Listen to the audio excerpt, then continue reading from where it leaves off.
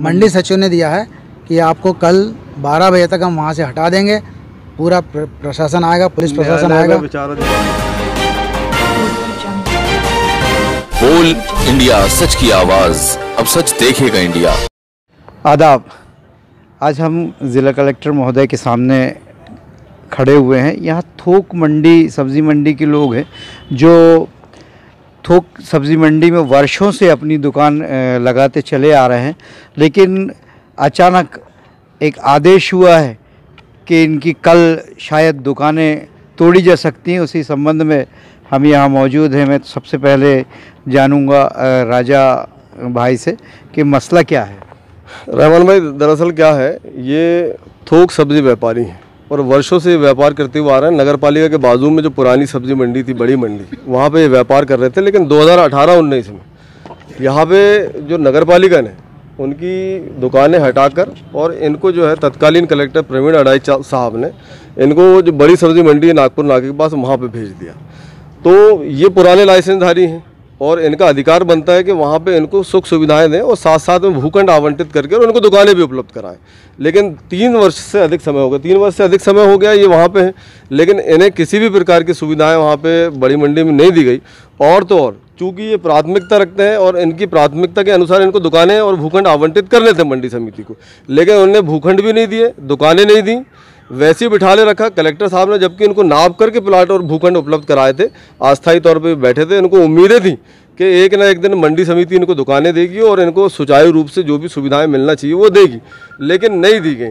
लेकिन अभी क्या हुआ कि मंडी प्रशासन ने, जो कृषि मंडी है, कृषि मंडी समिति है, उनने 3 बार निविदाएं बुलवाई हैं और ये चौथी बार बुलवाई, शायद 3 बार निविदाएं बुलवाई। इनको उसमें प्राथमिकता नहीं मिली, इनको दुकानें नहीं दी गई। इनका ये कहना है कि भाई हम पुराने व्यापारी हैं, हमें बोली की जगह आप हमें दुकानें वैसी आवंटित एक राशि निर्धारित करके हमें दी जाए। कंपटीशन में भाग नहीं ले सकते, ये गरीब लोग हैं।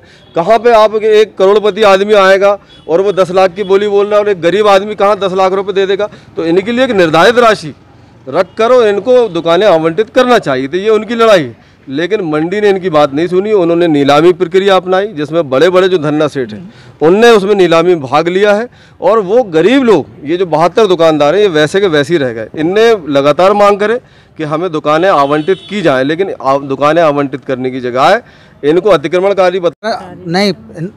नियम ये है कि जब मंडी कोई शिफ्ट की जाती है तो जो वहाँ के व्यापारी हैं, पुराना व्यापार करने वाले, उनको वो लोग दुकानें वहाँ प्रोवाइड करते हैं। यानी इन्होंने हमसे ये वादा करके वहाँ भेजा था, पिछले कलेक्टर साहब ने, तहसीलदार साहब ने, कि हम आपको वहाँ पे भूखंड भी देंगे, सर्व सुविधा युक्त आपको मंडी वहाँ पे देंगे। जो कई दिनों तक तो हम लोग ऐसे रोड पे बैठे रहे, धूप में सड़ते रहे। मार्च का महीना था, अप्रैल का महीना था, धूप में हम लोग सड़ते रहे। उसके पश्चात 1 महीना विनती करने के बाद कलेक्टर साहब ने बोले कि इनको भूखंड नाप के दो। भूखंड नाप के उन्होंने दिया कि ये अस्थायी हैं, इसको स्थायी कर दिया जाएगा। स्थायी करने का मतलब ये है कि आप हमसे बैठ के सेटलमेंट करो उसका।